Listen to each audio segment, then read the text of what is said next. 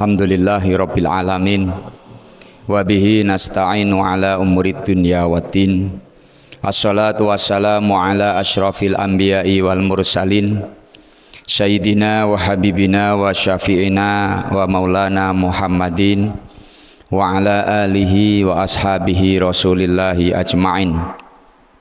Rabbi shrahli sadri wa yassir li amri wa halul 'uqdatam min lisani yafqahu qawli, amma ba'du.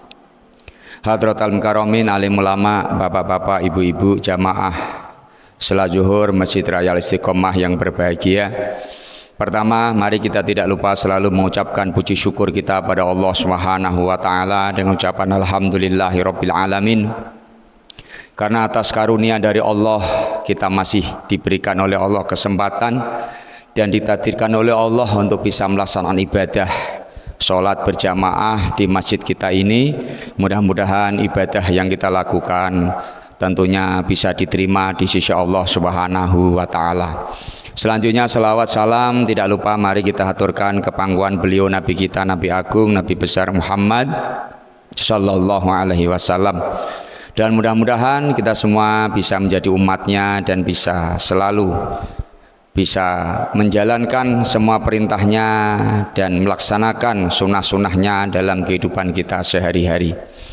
Bapak Ibu yang saya hormati, untuk kajian kita siang ini saya akan ketengahkan ada sebuah hadis dari baginda Rasulullah Shallallahu Alaihi Wasallam yang diriwayatkan oleh sahabat Jundub bin Junadah. Dalam sebuah kesempatan beliau mengatakan bahwa Rasulullah Shallallahu Alaihi Wasallam pernah bersabda dalam sebuah hadisnya. Dalam sabdanya Nabi mengatakan, ittaqillaha haitsuma kunta wa atbi'is sayyi'atal hasanata tamhuha wa khaliqin nasa bi khuluqin hasanin. Nabi mengatakan, ittaqillaha haitsuma kunta, bertakwalah kamu dimanapun engkau berada.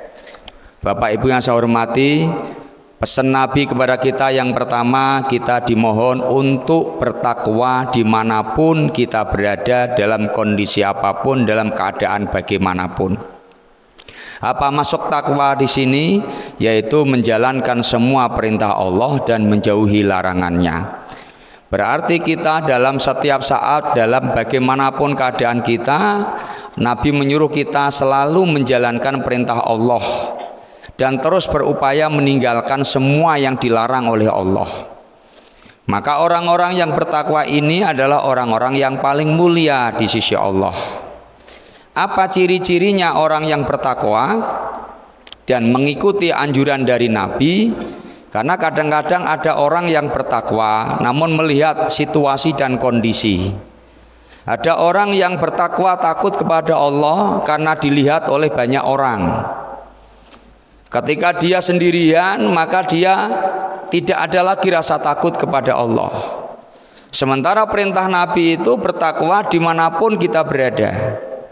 Nah, ciri-ciri orang yang mampu melaksanakan takwa kepada Allah dimanapun ia berada, yaitu dia yang selalu merasa diawasi oleh Allah Subhanahu wa taala. Dia sudah bisa menempatkan makom muraqabah dalam hatinya. Ketika hati kita memiliki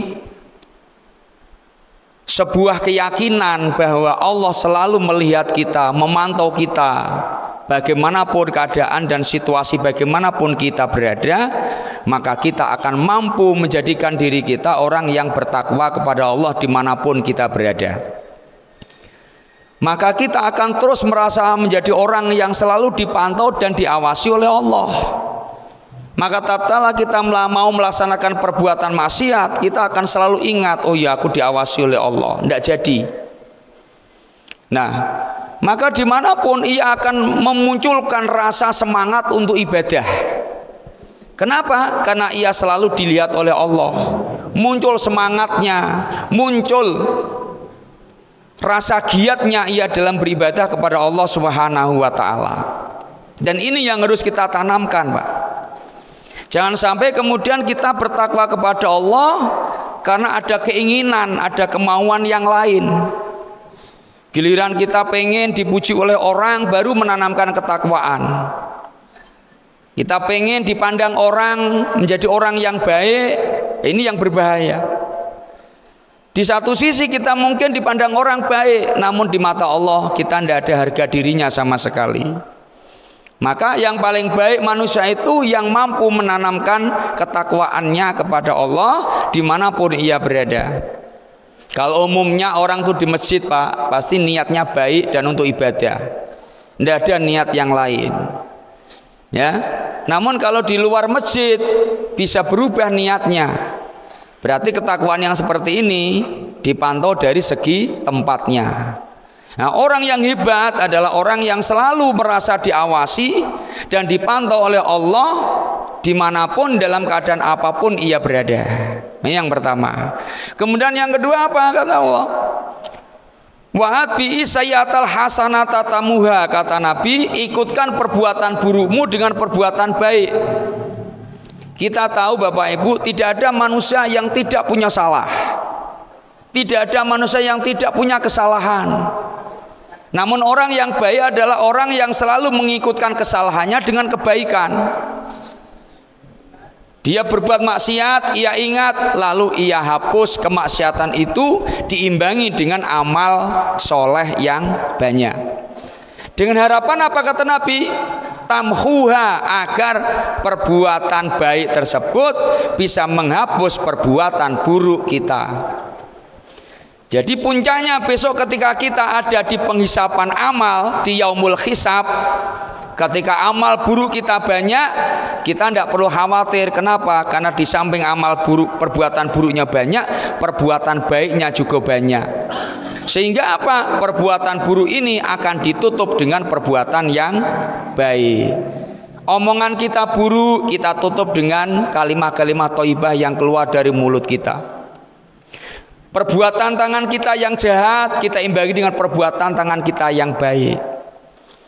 Langkah kaki kita yang mengandung maksiat, kita imbangi dengan langkah kaki kita yang mengandung pahala. Jadi semuanya harus kita imbangi. Kata Nabi, wa atbi'i sayyi'atal hasanata tamhuha, setiap perbuatan buruk kamu ingat, ikutkanlah dengan perbuatan yang baik, agar perbuatan yang baik itu bisa menghapus perbuatan yang buruk. Kalau kita umpamanya dulu waktu muda banyak masalah, banyak dosa, banyak maksiat, imbangi sekarang mumpung kita masih punya umur, masih punya kesempatan. Dengan apa? Meningkatkan ibadah kepada Allah, meningkatkan istighfar kita kepada Allah. Bisa jadi istighfar kita ini bisa menghapus dosa-dosa kita yang telah berlalu. Itulah harapan kita, Pak. Sehingga apa? Besok ketika kita menghadap Allah Subhanahu wa taala, walaupun dosa kita banyak, namun amal ibadah kita juga banyak. Upayakan amal ibadah lebih banyak daripada maksiatnya, sehingga dosa lebih kecil daripada pahala yang kita dapat. Jangan sampai kemudian imbang antara pahala dengan dosa sama-sama banyak. Ini berbahaya, Pak. Ya, kalau kita bisa dapat syafaat Nabi, kalau tidak akan bermasalah nanti kita di hadapan Allah Subhanahu wa taala. Maka orang yang paling aman yaitu orang yang selalu mengikutkan perbuatan buruknya dengan perbuatan yang baik. Kemudian yang terakhir pesan Rasulullah, wa khaliqin nasa bi khuluqin hasanin, berakhlaklah kamu dengan sesama manusia dengan akhlak yang baik. Kita tahu Bapak Ibu, Nabi itu diutus untuk menyempurnakan akhlak yang mulia. Maka sebenarnya kita harus malu kalau mengaku umat Nabi Muhammad, sementara akhlak kita tidak bisa mengikuti akhlak Rasulullah. Mari kita Pak mulai belajar sedikit demi sedikit bagaimana akhlak Rasulullah yang sudah Rasulullah contohkan kepada kita. Bisa jadi kita memang tidak mampu untuk mengikuti seluruh akhlak yang dicontohkan oleh Rasulullah. Namun setidaknya kita punya upaya, punya usaha dalam hidup sehari-hari ini untuk selalu mencontohkan bagaimana yang Nabi contohkan pada kita.